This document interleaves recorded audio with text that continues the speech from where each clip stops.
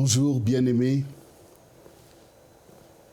Comme Dieu nous le demande dans le livre d'Éphésiens 6,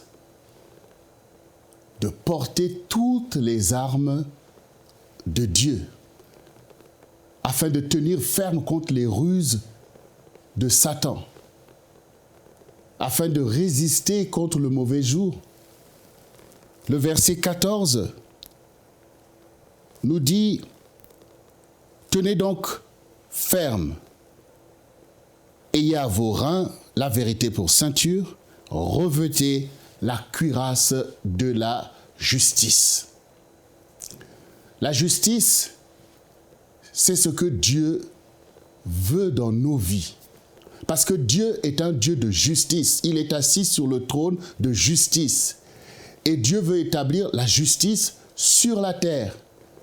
Parce que le monde, c'est un monde d'injustice, un monde d'oppression.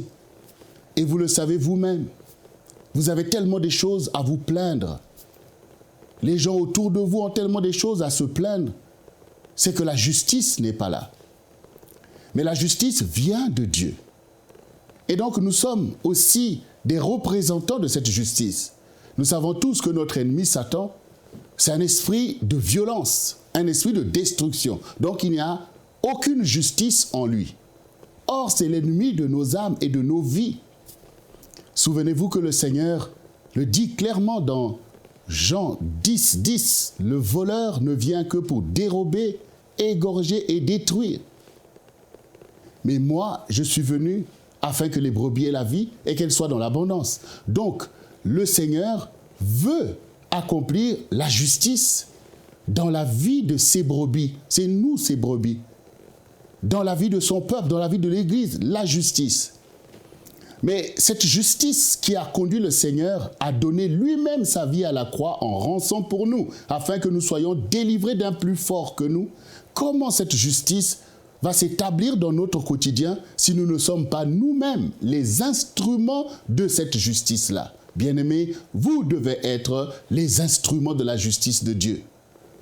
Pour cela, il faut revêtir cette justice comme une arme défensive. En effet, une cuirasse est une arme défensive.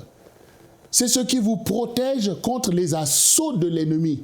Cela veut dire que quand vous acceptez la justice de Dieu et non pas votre propre justice, car le Seigneur dit que la justice de l'homme est comme un vêtement souillé qui ne peut pas vous revêtir ni vous protéger contre les intempéries. Par contre, la justice de Dieu est une cuirasse. Et cette symbolique utilisée ici par l'apôtre Paul veut mettre en scène le soldat à l'époque, notamment l'armement du soldat romain de l'époque, pour montrer combien Dieu veut nous parer, nous revêtir. Ce ne sont pas tout simplement des notions qui doivent être là dans notre tête, ou la justice. Non, c'est une pratique. Cela veut dire que la justice ne doit pas être un vain mot dans votre vie, ni une illusion. Mais c'est une pratique. Vous marchez dans la justice de Dieu. Et concrètement, quand le Seigneur te dit de pardonner ton frère, c'est la justice de Dieu qui le demande. Si tu marches dans le pardon, alors tu as cette cuirasse parce que tu agis selon la justice de Dieu. Quand Dieu te demande d'avoir compassion de ton prochain, c'est la justice de Dieu. Voici toutes ces choses au quotidien qui nous sollicitent de la part de l'Évangile. Quand nous les pratiquons avec joie et détermination, alors nous sommes parés de la cuirasse de la justice. Et nous sommes protégés. Vous savez, la cuirasse, elle vise d'abord à protéger le cœur par rapport à toutes les flèches de l'ennemi.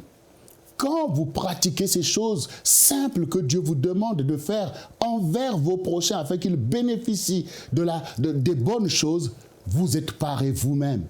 Et au quotidien, Dieu vous épargne de plein de choses. Faites confiance en la justice de Dieu.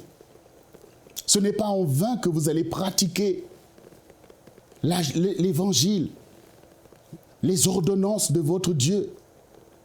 Ce n'est pas en vain que vous allez pratiquer toutes ces exhortations. C'est bénéfique pour vous protéger contre les violences de l'ennemi qui s'acharne contre vous. Quand même les méchants se lèveraient contre vous, la cuirasse de la justice agira pour vous protéger. Car cette justice de Dieu que vous recevez par l'enseignement de la parole de Dieu, et même par vos songes, parfois Dieu vous montre une conduite à tenir vis-à-vis d'une situation qui parfois vous a offensé. Parfois Dieu vous dit de garder le silence.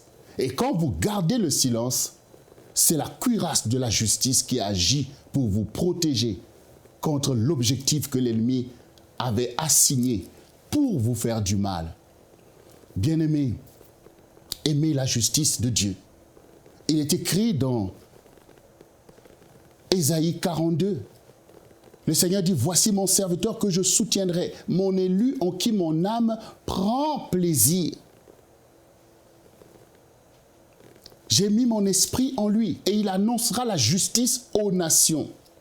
Si nous n'avons pas cet équipement, si nous ne nous enveloppons pas de la justice de Dieu, si nous ne faisons pas selon Dieu, si nous mettons nos pensées en avant, nos idées en avant, et si nous marchons par notre propre justice, c'est-à-dire ce que nous jugeons nous comme étant ce qui est correct, nous nous éloignons de la justice de Dieu et nous sommes livrés.